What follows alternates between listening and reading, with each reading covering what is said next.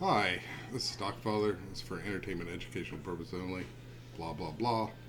Um, I've stayed alive with the Wyckoff on this one, but I got obsessed when I was watching the price action after hours and the way it was working, and saw a lot of big volume buying, and thought, okay, well we're gonna push up probably tomorrow.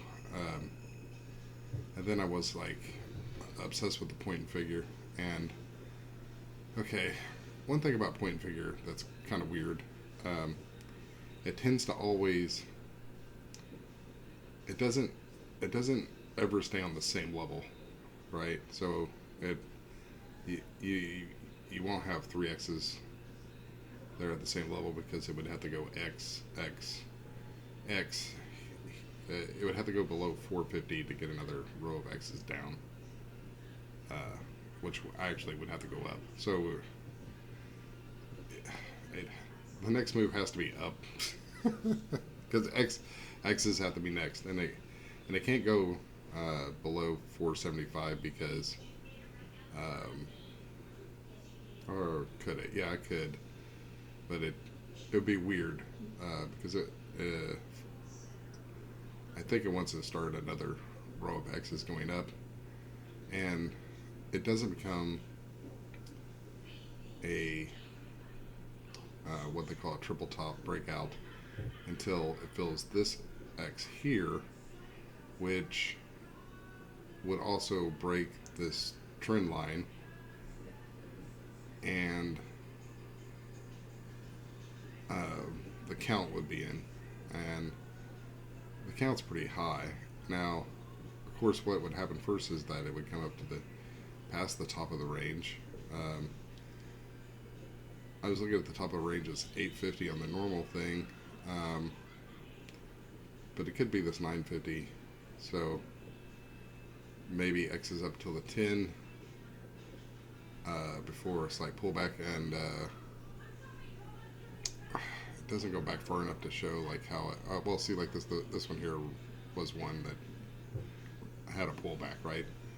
So once it comes up, making the sign of strength, it'll pull back three O's. So once we've had whatever top we're going to have, let's say it's $10, then if it's 10, then it's going to pull back to 850, and that would be the top of this. That would make sense,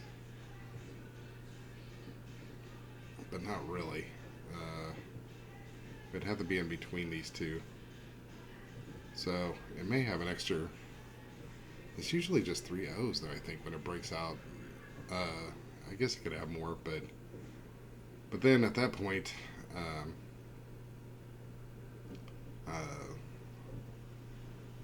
it's just going to be part of a larger count. Um, I mean, this whole bottom area will turn.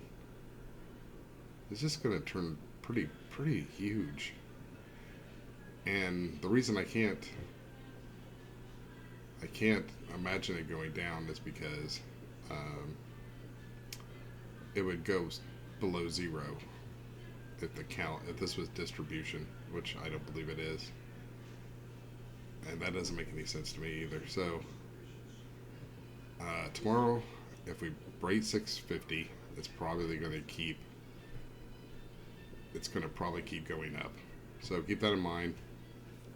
Maybe a whole running day where it takes off, or maybe it starts a little high and comes down. But as long as it's like in the daytime hours, it hits 650. This will be a triple top breakout, and it'll be X X X X, and then it'll just keep climbing X's, and you'll see just a big line of X's here on the point and figure for AMC. Okay. I wanted to add this in because I have been looking at Wyckoff the whole time and concentrating on it, and then I started thinking, well, this one shouldn't go as low as here because it's going to start at X here, and then an X, and then an X, and I watched the after hours volume. Was all buying for at least the post market. We'll see if I mean, I'm sure it'll be the same in the pre market. And they pushed it pretty high just to buy up, just like with it really with it was really easy. I don't know how high they went. I mean, I could look it up now, but it was pretty high with no effort at all, and they bought up really fast. And then on low volume, they took it down, and then bought up again. And I watched it really closely to make sure that it was buying and not selling on the end of the day at the after hours. But this point figure is very important. I mean, sure, it could go down and have a triple bottom breakdown, which would make that fall pretty devastating. But it just doesn't seem as likely. I mean, it seems at this point that we've already had a change of character. So 650 tomorrow. If we see 650, then I see it only going up. Now, they may not want to leave any gaps when they start the day, so might not be anything in after hours, but in the LPS, it runs straight from an LPS to a sign of strength. So I think it's in the LPS. It makes sense that it's in the LPS.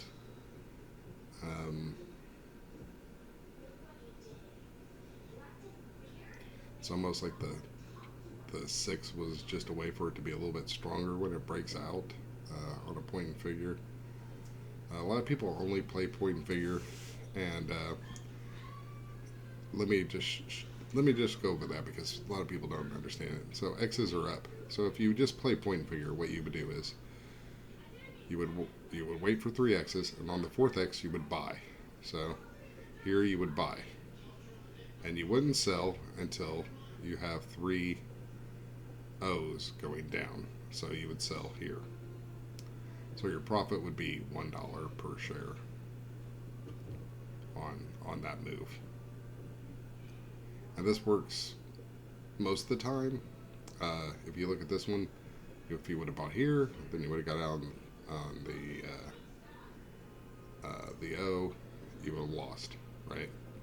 So it's not a perfect thing, but people do play it, or they switch to a sell on O's, so they start shorting on the O columns on the 4th O. And as you can see, the majority of the time that would actually pay off. Sometimes it doesn't, like this X right here would not have paid off. This X would have. This X would have. This X would have. This X would have. That one would have been, let's see what. You would have lost a little on that one. But that's the gist of it. Buying on the, I think it was on the 4th X. Maybe you buy on the 3rd. But that would be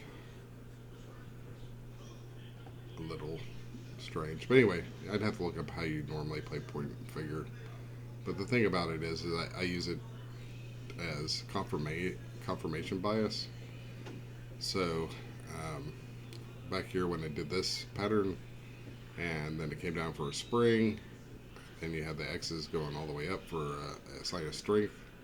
That's why I picture here. Right here, you're going to have a row of X's going all the way up for a sign of strength. And then after we get that sign of strength,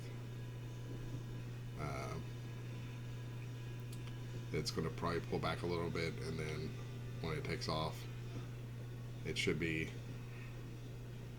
up here in the 20s, and then you're going to have to use this wall here for your count, which makes it even huger, more huge huger. Oh my God, where's my English?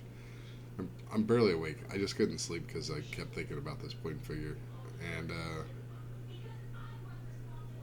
it really shows the consolidation. It's. Um, I tried to explain to people before that that had to build up a cause before it would take off. This is definitely a cause at this point. A whole year of training, actually more than a year, almost a year exactly, if you count from it comes down to here. But from here at this selling climax, it's been a year. The little 23 is on this row. That's the year. So if you look at this one over here, I mean, this doesn't have time element to it, but you can see the cause by how big it is, right? So how far across it goes. And this cause, and it went up, and this cause over here, and then it went up. This is much bigger than these causes. This is much larger, more huge, or huger than the other causes in the past. And these ones had pretty hefty counts. This one we got pretty close to hitting it correct when it was on the normal numbers. Now I can't tell you what it was. If it was 36 or 34, I can't remember. But whatever it was back before they did all the split stuff to make everything confusing. But this now is definitely a cause. This is cause territory. The range is mostly below the middle of everything that's been going on. So that's another thing I like to look at is how much is in the upper part versus the lower. Like there's barely any height here. It's mostly in the lower part. So that's indicative of it going up. When you split it in half, if you split this one in half, it's definitely more lower, and this is where it starts to take off. So you gotta start discounting this part. So when this was a range, so this cause here is huge. So right here, when it gets to this part, you have a treble top breakout. But then once you get going, it's going to have other type of things. And while I'm at it, let's go ahead and what's the fastest triple top breakout? Triple top.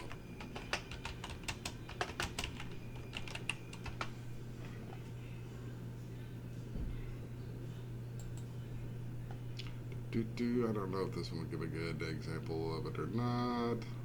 No, it's not. Okay.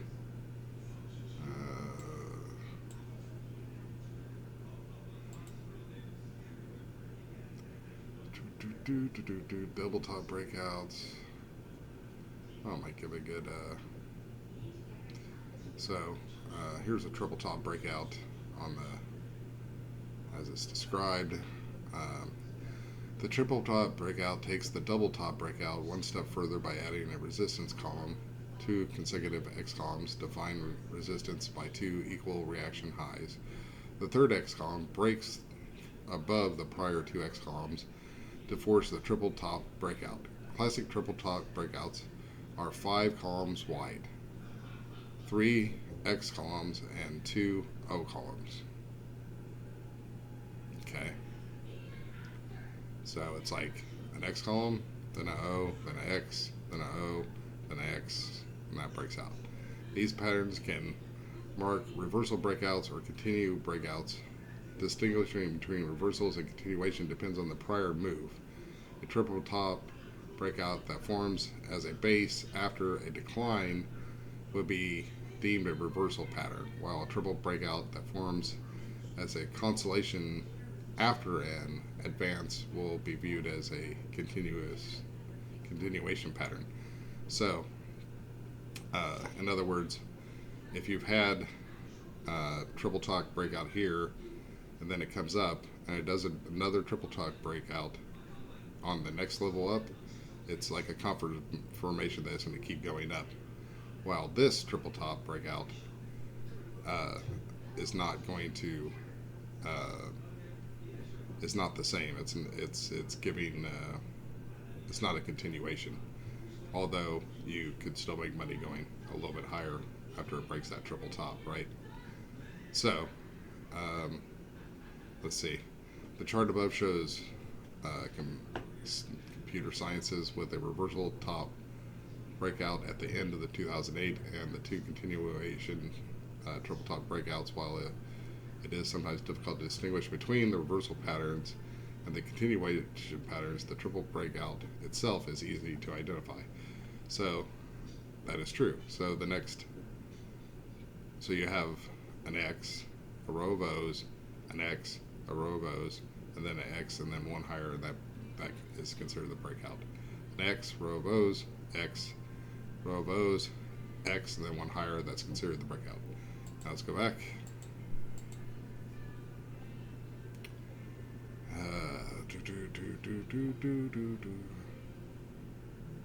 Let's see.